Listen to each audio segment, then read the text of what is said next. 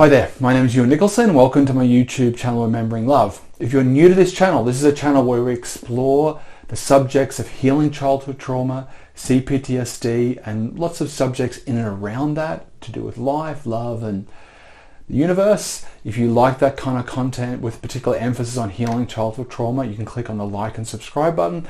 I pretty much put out videos every week and you'll be updated when those videos come out. So just click on that subscribe button.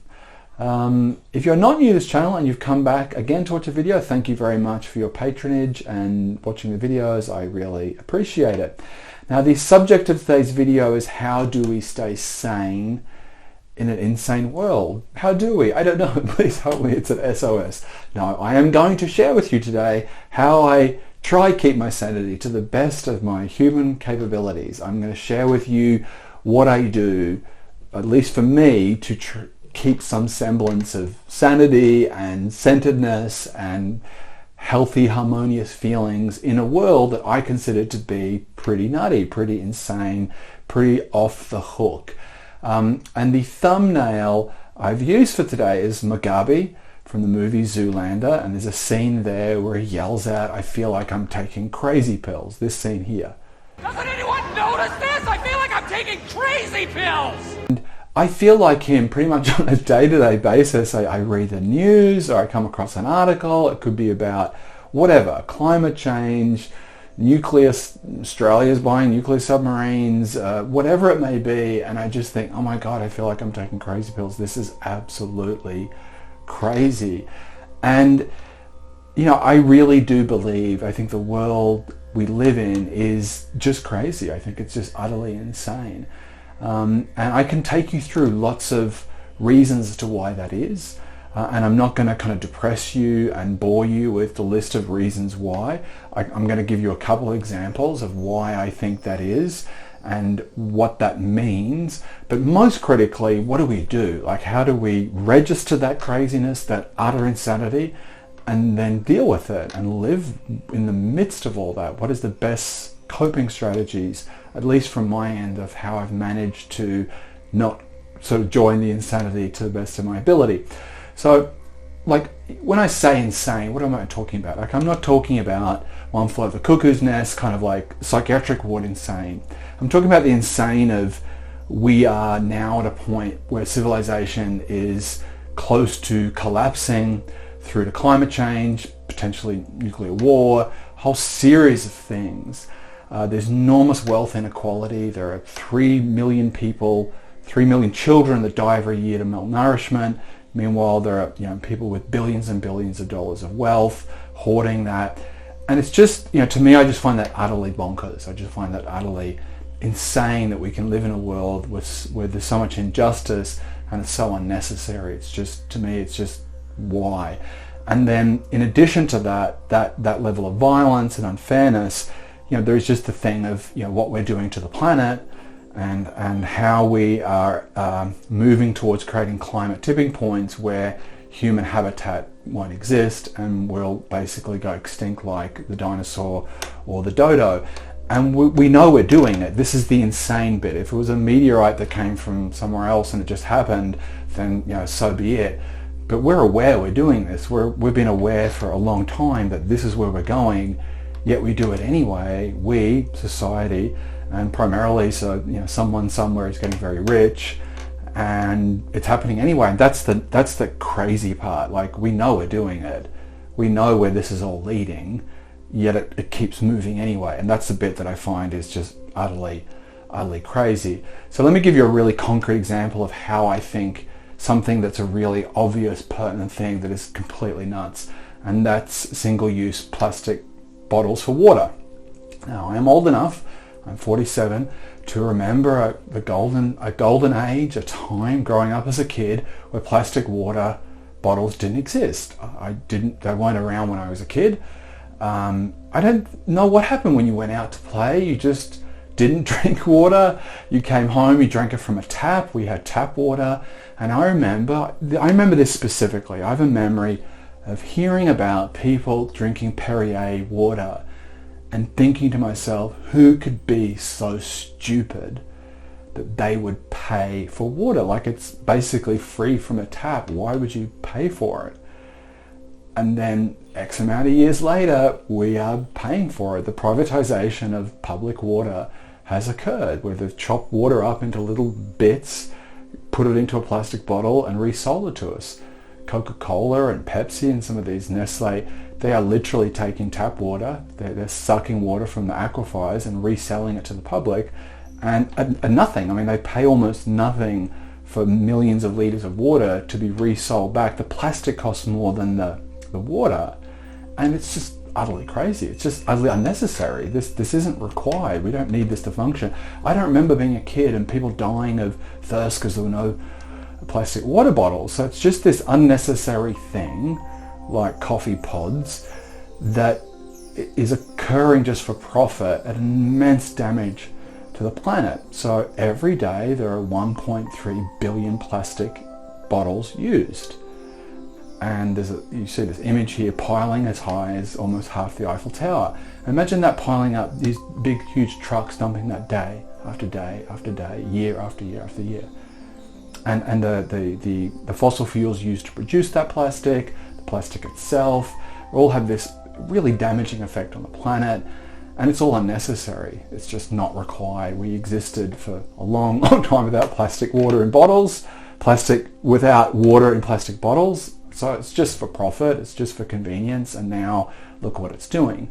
And a knock-on effect of that is now we're looking at, due to plastic use, that fertility in men in the Western Hemisphere has dropped by 40%, and it's heading towards complete infertility in the next 25 years. So as a result of all the plastics we use that is now in our bloodstream, basically our sperm count is just going down and down to the point where we're about, if we don't go extinct through climate change, we're going to basically go to extinct through exposure to plastics. Again, all just completely unnecessary, not required, just so someone can make some money somewhere and we can have a little bit of convenience.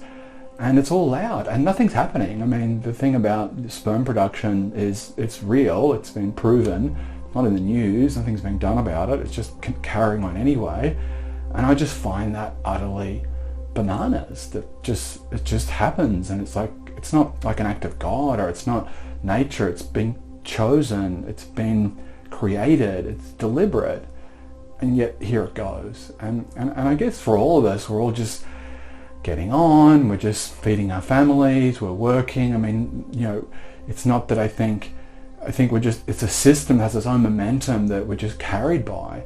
But I think it is worth noting that it is utterly insane, and that's just one aspect of insanity, the unnecessary violence, the hardship, just all the other things. Again, it's just crazy, just utterly crazy. So knowing that and being aware of that, how do I hold center? How do I find some kind of refuge of sanity in the midst of that, what I consider, certainly from a systemic perspective, utterly insane? And for me, it's coming back to some very, very simple things. And the most simple of all is what can I do? And what I feel like all I can do in terms of my response to that is surrender more and more deeply to the love that I have in my heart, the love that I give, the love that I receive, and try to keep my response to this world and these systems as simple as that, because it is so complicated and there's so many layers to it, and it's so global, inverted commas, that it's just overwhelming. But what isn't overwhelming is where I am on a day-to-day basis, and the love that I feel for people around me, and the love that I feel for nature, and the love that I feel for this life. That is real, and that is very, very simple. And I feel like it's also very, very enduring. That to me, my feeling is that there is a kind of a primordial love, or a primary love, that kind of is underneath everything, that has brought this universe into existence, a love that's causal. I think Rumi said that love is the cause, not the goal. And despite all the craziness and all the insanity that we live and are surrounded by now, at some point somewhere, whether it's 1,000 years, 100 years, this civilization will pass, things will die, whether humanity survives or not. At some point, the universe keeps moving, this planet keeps hurtling through the solar system, attached to the sun. Everything keeps turning and moving, and this insanity will pass. But what will endure and what will remain for me is that love, that the love that drives it all, the enduring primacy of that love. And when I come back to that, when I find that feeling and that sense of love as my sanctuary, then I feel it keeps some of that insanity at bay. It kind of wards it off a little bit, that for me at least, it holds it back. Because that is within my reach. Like, I can love more deeply, I can love more fully, I can be less egocentric, I can give myself to that love more and more and more. And that I think is a contribution against that insanity. And what I'm also doing by giving my focus to the love that's in me, the love that I receive, the love that I give, is I'm also taking some responsibility for this insanity. Like it is in political and economic systems, it is perpetuated by CEOs of large corporations, but at the same time I'm part of it. I've been pretty crazy in my own life, the violence I've inflicted on myself, my trauma. There is a bit of insanity in me where I've done things that work against my own best interests, just like plastic bottles work against our collective best interests. I've also done my own micro versions of that. So by giving myself more deeply to the love that's in my heart and committing myself to that and that alone, I'm also trying to take some responsibility of my contribution to the collective insanity, because it is made up of all of our nuttiness all pulled together is what we are.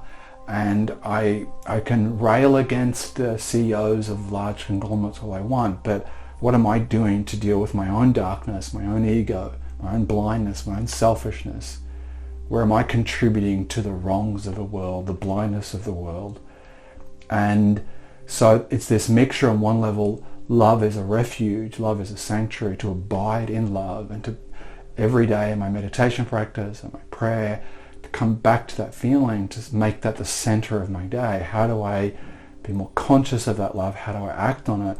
One is a solution. It's a method or a strategy to deal with insanity, but it's also part of how I take responsibility in making the world a little less crazy, a little less insane, and contributing to the building of something, maybe somewhere in some other lifetime, a better, fairer and more loving world.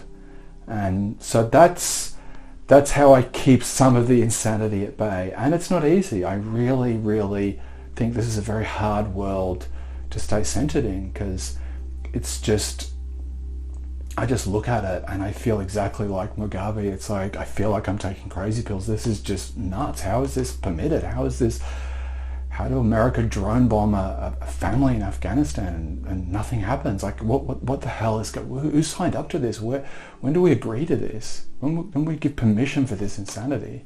And it's just mind-blowing. But if I get too lost in that, it's just overwhelming. So I come back to that causal love. I come back to the beauty in that love, that ebb and flow of love that's carrying on anyway. And the more I align myself with that, the more I feel connected to that, the more sane I feel, the more like I can hold to this, I can stay with this, and let this be my compass in this insane world. And I come back often to this quote from Julian of Norwich, as she was having this epiphany or vision or dialogue with God as she was dying in I think the 11th century. She asks the Lord, she asks God, what is your meaning? Like, what's the deal? What's going on here? And she had an inward response. She had a sense of, this is what he revealed to her. And what he revealed to her was, I was answered in an inward understanding, saying, would you know your Lord's meaning to this? Learn it well. Love was his meaning. Who showed it to you? Love. What did he show you? Love. Why did he show you? For love. So that's a very simple answer. Like, what's the meaning of this? Well, love is the meaning. Why was this created? For love. How are we shown love? By love. what do we need to do in response to this? To love. It's a very, very simple view, very, very hard to implement on a day-to-day basis, but it's something to work with, to keep it that simple in this crazy, nutty world. And I do try to come back to that in my daily practice, in my daily life, is to keep it that simple, that if I can add more love to this world, if I can share more love, I can work on the things that block that in me, that prevent me being from more loving and more caring and more compassionate, and work on those two things and take more love in and give more love out and keep it that simple, then whatever does or doesn't happen in this crazy world, I have a reference point. I have a sense of compass. And so, look, I hope this has helped you. I hope if you feel a little bit overwhelmed by the insanity, which I definitely do, and can certainly empathize with you, this is giving you something to kind of work with a little bit. It's an ongoing practice. It's something that I think you can only just deepen. There's no arrival to this, which is also not exciting, but I think it's something we just keep on building on. So if that's helped you, fantastic. Thank you very much for coming and watching this video. Please look after yourself and take care. Bye bye.